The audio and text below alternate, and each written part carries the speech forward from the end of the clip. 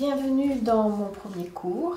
Donc, dans l'introduction, nous avons vu à peu près le contenu de ce cours qui va être en 12 parties.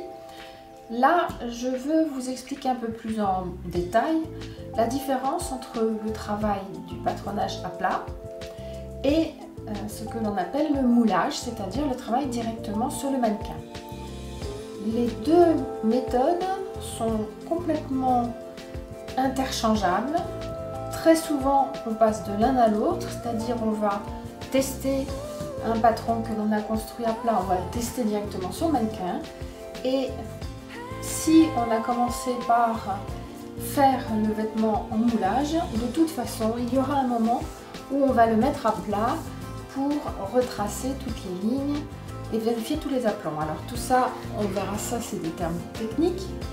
Donc, ce que vous allez surtout travailler au départ, c'est le patronage à plat, parce que c'est là que vous allez vraiment aborder les bases. Et de toute façon, c'est des bases qui vous serviront aussi pour le moulage. Donc, pourquoi ce patronage à plat et pourquoi toute cette technique? C'est parce que le corps humain n'est pas un cylindre. Si c'était un cylindre, il suffirait de couper un rectangle et le vêtement serait déjà fait.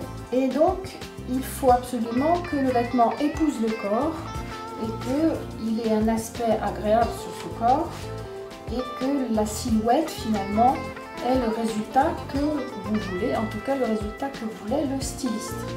D'où toujours ce dialogue entre le styliste et vous-même si ça n'est pas vous qui êtes en même temps styliste et modéliste, ce qui simplifie beaucoup les choses, faut dire. Et tous les vêtements que vous allez faire en patronage à plat vont être des variantes, des extrapolations de ces bases-là. Alors ces bases, je les fournis en taille 38, la taille 38 française qui est la taille de base de l'industrie du prêt-à-porter.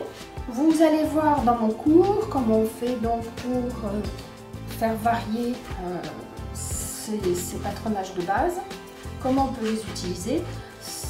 Les possibilités sont infinies.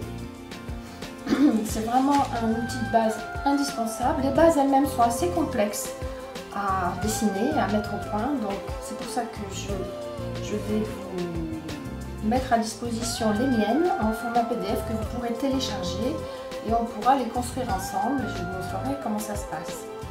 Pour ce qui est du moulage, pour bien vous faire comprendre ce que cela donne, j'ai pris donc ce livre. Voilà. Donc Alaya, Asdine Alaya, si vous ne connaissez pas, courez sur Wikipédia pour connaître la vie de ce magnifique styliste qui vient malheureusement de disparaître. Il y a une exposition qui tourne en ce moment, si elle passe près de chez vous, allez-y.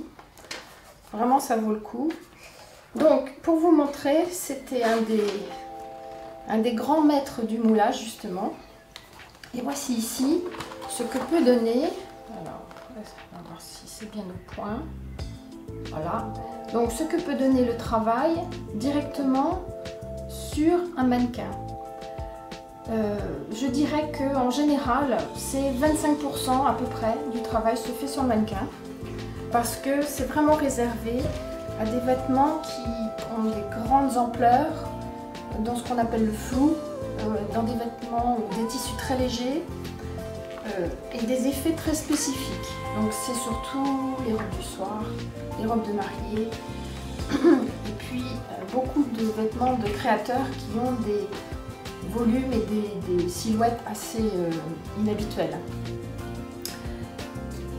Ce travail sur le mannequin directement, nous allons le voir donc en fin de cours, en fin de ce cours. Par contre, dès le début et dès cette première partie, je vais commencer à vous montrer comment on travaille sur le mannequin. Et déjà, ce mannequin, vous voyez là, il va falloir le préparer pour que vous puissiez l'utiliser dans votre atelier pour à la fois contrôler vos patrons que vous aurez commencé à travailler à plat et les éventuelles parties, voire tout le vêtement que vous aurez commencé en moulage. À bientôt!